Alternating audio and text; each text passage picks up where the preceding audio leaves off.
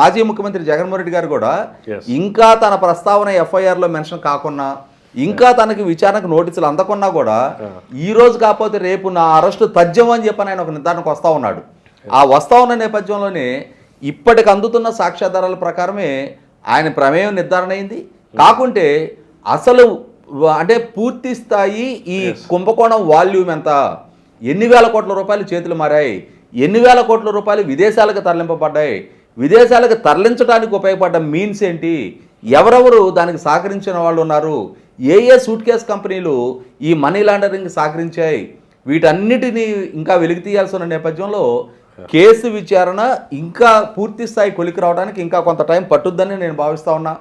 ఇంకా సాంకేతికంగా నిర్ధారణ కావాల్సిన అంశాలు ఇంకా చాలా ఉన్నాయి. ఆ నేపథ్యంలో ఇమ్మీడియట్గా ఈ 10 రోజుల్లోనో 2 వారాల్లోనో 3 వారాల్లోనో జగన్మోహన్ రెడ్డి అరెస్టు సాధ్యం కాకపోవచ్చు. ఖచ్చితంగా జగన్మోహన్ రెడ్డి అరెస్ట్ అనేది 100% తథ్యం. కానీ ఇంకా పూర్తి స్థాయి సాక్ష్యాధారాలు వెలికి తీయాల్సిన నేపథ్యంలో విచారణ ఇంకా లాజికల్ కంక్లూజన్కి రావాల్సిన నేపథ్యంలో ఇంకా కొంచెం టైం పట్టుద్దని నేను భావిస్తా ఉన్నా.